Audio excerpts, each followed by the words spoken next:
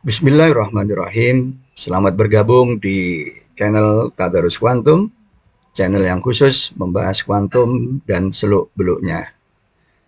Pada video TK.21, saya akan menjelaskan three-dimensional Schrödinger equation and three-dimensional box potential system. Kita berangkat dari kasus satu dimensi. Energi mekanik sistem terdiri dari energi kinetik dan energi potensial. Nah, peralihan ke kuantumnya dilakukan dengan merubah energi menjadi operator IH coret dodo T dan kuantitas momentum menjadi operator min IH dodo X. Operator ini bekerja pada fungsi gelombang psi xt, maka persamaan energi mekanik menjadi persamaan Schrödinger satu dimensi. Inilah persamaan Schrödinger satu dimensi bergantung waktu. Nah, bagaimana untuk kasus tiga dimensinya?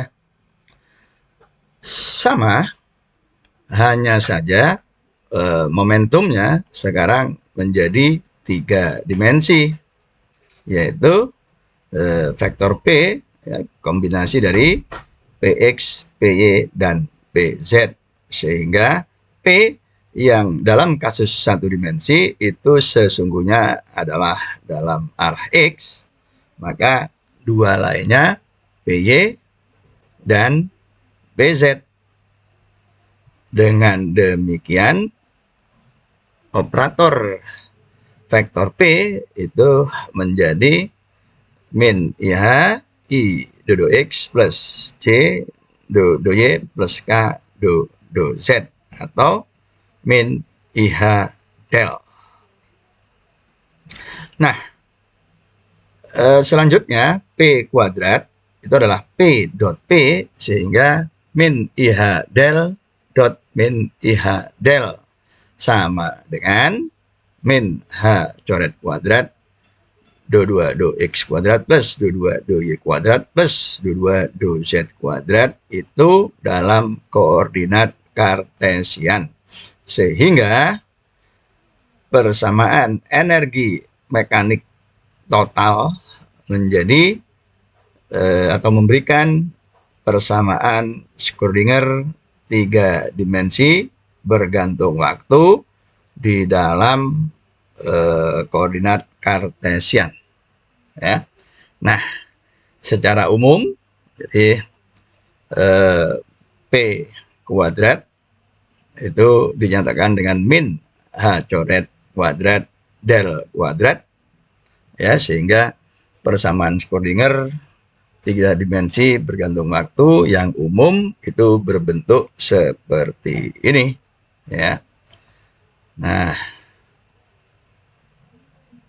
persamaan ini ruas kanannya suku pertama menggambarkan energi kinetik sistem, suku keduanya energi potensial, dan sekaligus menjadi pembeda satu persamaan Schrödinger dengan persamaan Schrödinger yang lain, yakni pada suku energi potensial. Sedangkan ruas kirinya itu adalah energi total sistem. Nah, dalam kasus-kasus tertentu, ya, kita efektif menggunakan sistem koordinat kartesian, tapi kasus sistem yang lain akan efektif jika menggunakan koordinat silinder atau koordinat bola. Jadi ini adalah operator Laplacian, ya, yang penggunaannya mempertimbangkan bentuk geometri dari sistem. Nah, selanjutnya kita lihat kesejajaran antara persamaan Schrödinger 1 dan 3 dimensi.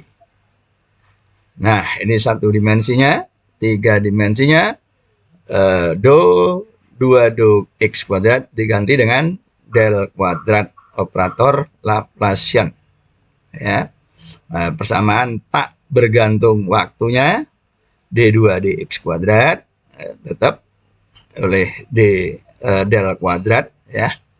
Nah, kemudian solusi bergantung waktunya juga serupa, hanya saja sekarang x diperluas menjadi vektor r ya. Nah, kemudian persamaan kontinuitasnya satu dimensi ke dalam 3 dimensi ya, persamaan untuk arusnya itu diberikan oleh divergen arus del dot J dengan rho probabilitas keberadaan itu dengan bentuk yang persis sama, hanya saja x-nya diganti dengan vektor r dan arusnya turunan duduk x diganti dengan del ya, seperti ini. Nah, kemudian probabilitas keberadaan partikel di x di antara x dan x plus dx pada waktu t satu dimensinya seperti ini. Dalam kasus 3 dimensinya dx diganti dengan d3r. Sekali lagi, d3r bentuk Euclidnya bergantung pada pilihan sistem koordinat. Dan normalisasi satu dimensi dalam 3 dimensinya dinyatakan dalam integral d3r ya. Integralnya dilakukan terhadap seluruh ruang ya. Nah, karena itu sama dengan 1 itu berarti partikel pasti ada, dan itu tidak lain adalah interpretasi Max Born ya, atau interpretasi mazhab Copenhagen. Nah, itu perluasan ya, persamaan Schrödinger dari 1 dimensi ke 3 dimensi. Nah, selanjutnya kita tinjau ya, sistem partikel bermasa M berada di dalam kotak berukuran Lx, Ly, dan Lz. Potensial di dalam kotak sama dengan 0 dan dinding-dindingnya berpotensial tak hingga. Nah, maka persamaan Schrödinger tak bergantung waktu yang bentuk umum itu akan tereduksi menjadi bentuk ya tanpa potensial, dan operator Laplaciannya kita nyatakan dalam koordinat Kartesian seperti ini ya. Nah, inilah persamaan Schrödinger untuk partikel di dalam kotak Lx, Ly, Lz. Nah, solusi dari persamaan ini ya diperoleh dengan menerapkan pemisahan variabel V sama dengan perkalian fungsi x, y, z yang masing-masing hanya bergantung pada variabel x, y, z. Ya. Nah, dengan separasi variabel ini, maka persamaan Schrödinger itu akan menjadi seperti ini. Selanjutnya dikalikan dengan seper x, y, z. Ruas kirinya sama dengan E, ruas kanannya sama dengan bentuk ini. Selanjutnya diuraikan bentuk E-nya sebagai penjumlahan EX, EY, EZ, sehingga persamaannya menjadi seperti ini. Dan kita kalikan dengan negatif 2M per H coret kuadrat. Hasilnya adalah seperti persamaan ini. Nah, dari persamaan ini ya, nah, kita lihat suku pertama, kedua, dan ketiga di ruas kiri itu bersesuaian dengan suku pertama, kedua, dan ketiga di ruas kanan. Sehingga suku pertama, ruas kiri dan ruas kanan kita ambil sama dengan, ya, atau dapat dituliskan dalam bentuk seperti ini, dan permukaan potensial yang tak hingga jika diuraikan dalam fungsi X, ya, itu akan memberikan nilai seperti ini, yaitu X di X sama dengan 0, X di Lx itu akan sama dengan 0.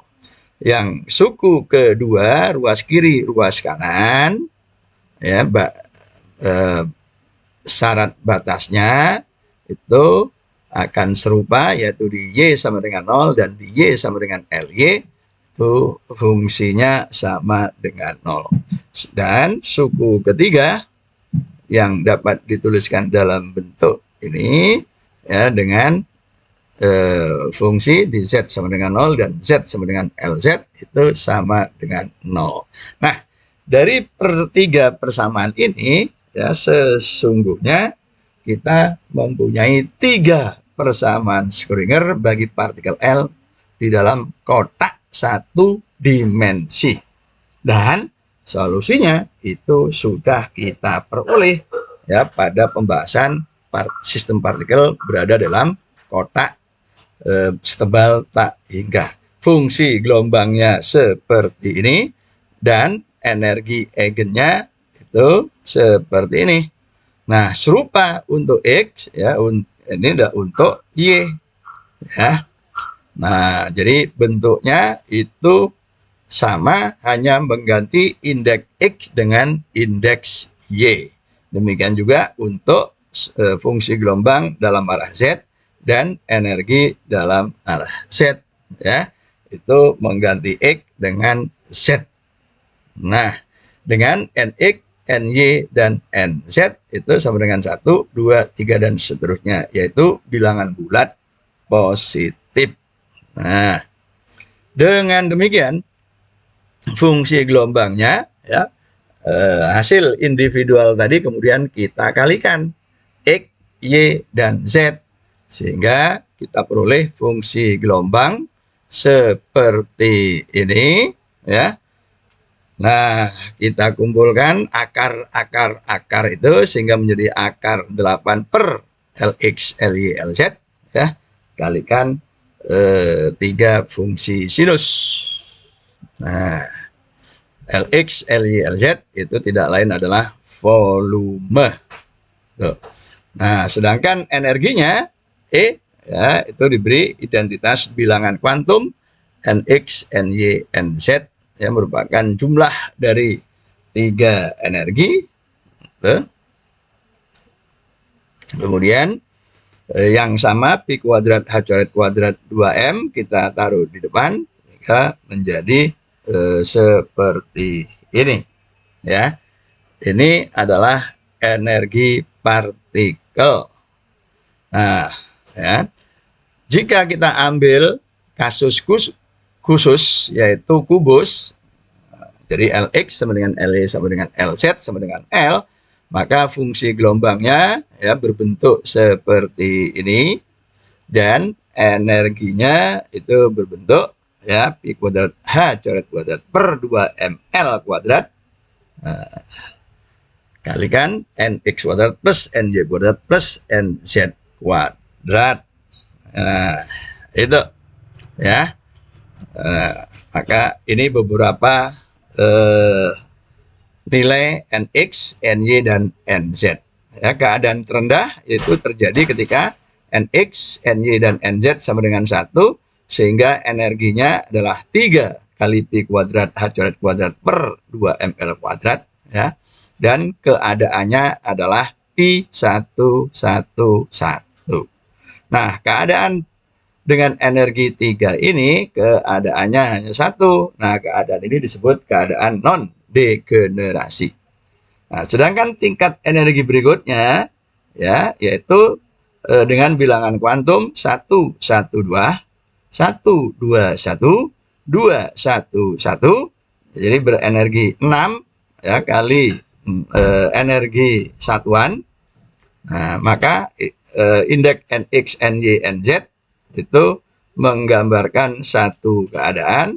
Karena itu untuk energi 6 itu ada 3 keadaan yang berbeda, yaitu Pi112, Pi121, dan Pi211.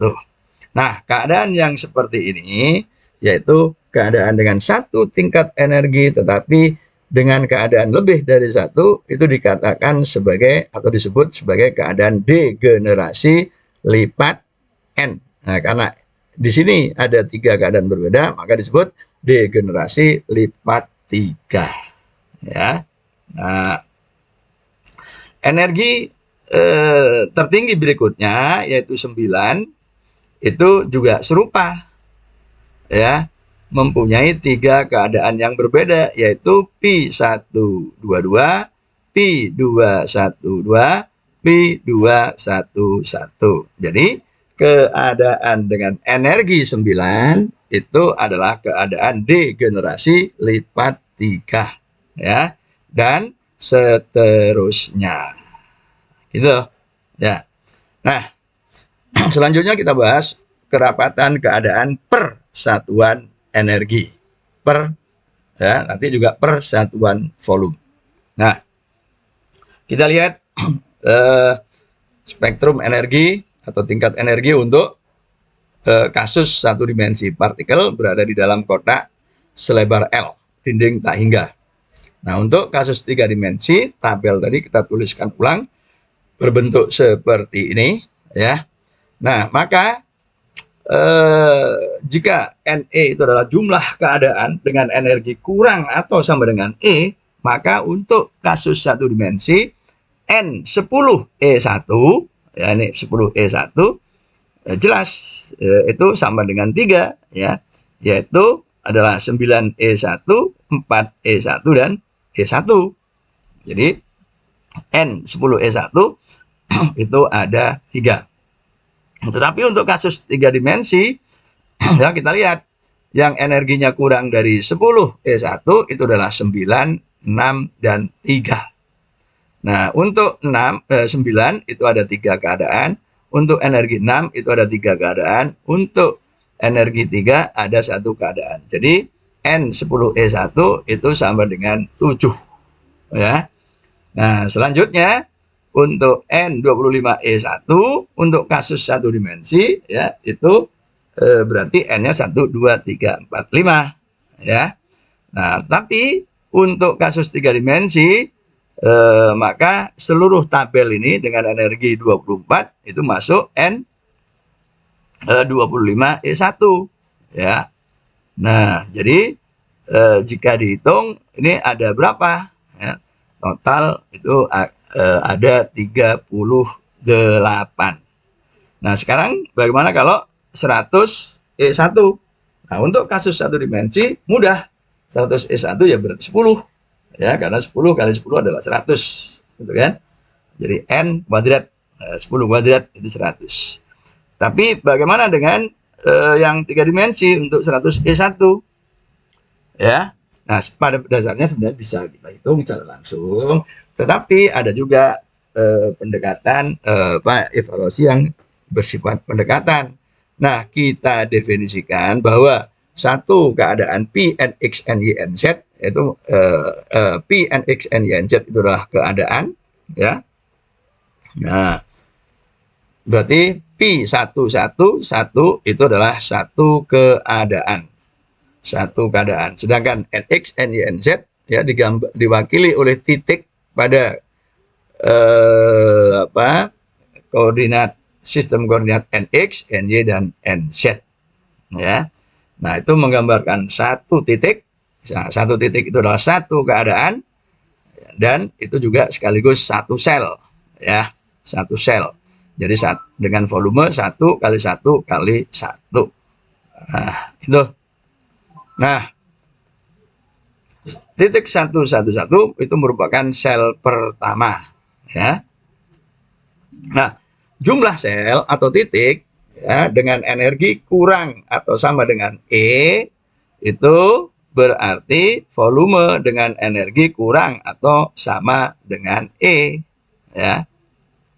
Nah, dan itu adalah jumlah keadaan dengan energi kurang atau sama dengan E. Gitu. Ya. Nah, jika energinya diberikan oleh bentuk seperti ini, maka persamaan energi ini dapat kita tuliskan sekarang dalam nx kuadrat plus ny kuadrat plus nz kuadrat itu sama dengan bentuk ini, dan ini tidak lain adalah R kuadrat, dengan R itu adalah jari-jari bola ya. Nah, R jari-jari bola, maka volumenya adalah 4pi per 3 R pangkat 3. Kalau R kuadratnya kita masukkan persamaan yang di atas itu, maka R pangkat 3 itu akan menjadi ini ya, 2M L kuadrat E per P kuadrat H coret kuadrat pangkat 3 per 2 ya. Nah, karena NX, NY, NZ itu positif, maka jumlah keadaan yang kurang atau sama dengan E itu adalah V per 8 ya. Itu karena NX negatif, NY negatif, dan NZ negatif itu tidak kita libatkan atau tidak kita hitung ya. Nah, karena itu jumlah energinya ya dinyatakan dalam energi itu sama dengan ini. Nah, selanjutnya ya, kalau kita tahu bahwa E-nya sama dengan 100E1 ya, berarti N 100E1 ya udah, E-nya itu kita ganti dengan 100E1. Padahal formulanya adalah E per E1. Dengan demikian ya, N-nya itu adalah pi per 6 kalikan 100 pangkat 3 per 2. Nah, 100 pangkat setengah itu adalah 10, 10 pangkat 3 itu adalah 1000. 1000 pi per 6. Jadi sama dengan 524 keadaan ya. Ini yang menghitung dengan cara pendekatan. Nah, itu. Nah, selanjutnya, jika titik-titik ini kemudian diisi, ya misalkan ini bukan lagi kasus satu partikel, tapi banyak partikel, misalkan ada 50 elektron, ya. Nah, elektron-elektron ini menempati keadaan terendah, ya mulai dari pi 111, ya. Jadi keadaan paling rendahnya diisi dulu. Nah, karena elektron mempunyai spin up dan spin down, maka setiap keadaan atau setiap titik NX, NY, NZ itu bisa ditempati oleh 2 elektron, yaitu elektron yang dengan spin up dan spin down, gitu ya. Nah, dengan kasus ini maka jika elektronnya ada 50, maka berapa energi Fermi system? Nah, kita selesaikan. Kita clearkan dulu apa itu energi Fermi. Nah, energi Fermi adalah energi terluar dari keadaan terendah. Ya, tuh. Jadi, mari kita lihat tabel yang tadi. Ya. Nah, dengan energi seperti ini, ya, maka kita dapat tadi tabel keadaan 111 pi 111 itu energinya adalah 3E1, degenerasinya 1. Jadi ini adalah satu keadaan dan itu ditempati oleh 2 elektron, yaitu elektron up, elektron spin down. Nah, sedangkan keadaan dengan energi 6 yaitu mempunyai 3 keadaan degenerasi. Berarti ini ditempati oleh 6 elektron. Nah, sedangkan keadaan dengan energi 9 ya, itu juga masih diisi oleh 3 keadaan. Jadi 3 keadaan ini dapat ditempati oleh 6 elektron. Energi 11 juga sama ya, 3 keadaan maka diisi oleh 6 elektron sehingga sekarang total sudah 20. Nah, sedangkan energi 12 ya, itu hanya satu keadaan, karena itu hanya diisi oleh 2 elektron. Nah, energi 14 ya, itu mempunyai degenerasi lipat 6. Karena itu ya, ini bisa ditempati oleh 12 elektron ya. Dan energi berikutnya yaitu 17E1 itu mempunyai degenerasi lipat 3, jadi bisa diisi oleh 6 elektron ya. Nah, itu selanjutnya energi 18 itu mempunyai 3 degenerasi, jadi bisa diisi 6 elektron. Energi 19 ya, itu mempunyai degenerasi 3, jadi pada dasarnya bisa diisi 6. Tetapi sekarang elektron yang sudah mengisi itu ada 46. Yang tersisa itu hanya 4. Dengan demikian 4 itu menempati ya keadaan 133 ya, atau 313 atau 331. Nah, inilah energi tertinggi yang ditempati oleh elektron ke-50 ya, yaitu 19E1. Nah, 19E1 inilah yang disebut sebagai energi Fermi EF. Nah, ini akan banyak kita gunakan nanti di dalam fisika zat padat. Nah, kembali ke kerapatan keadaan ya. Nah, jumlah keadaan dalam 1/8 bola itu diberikan oleh bentuk ini ya. Nah, bentuk ini. Nah, jumlah keadaan yang kurang dari E itu ini jumlah volume bola dibagi 8. Nah, ini sama dengan ini ya. Nah, maka kerapatan keadaan persatuan energi persatuan volume tidak lain adalah turunan V terhadap E ya dibagi L pangkat 3 ya, volume total potensial. Nah, maka hasilnya adalah seperti ini ya. Nah, jadi ini adalah kerapatan keadaan persatuan energi persatuan volume ya, yang banyak digunakan di dalam fisika zat padat. Terima kasih. Insya Allah kita bertemu kembali di video TK-22. Salam.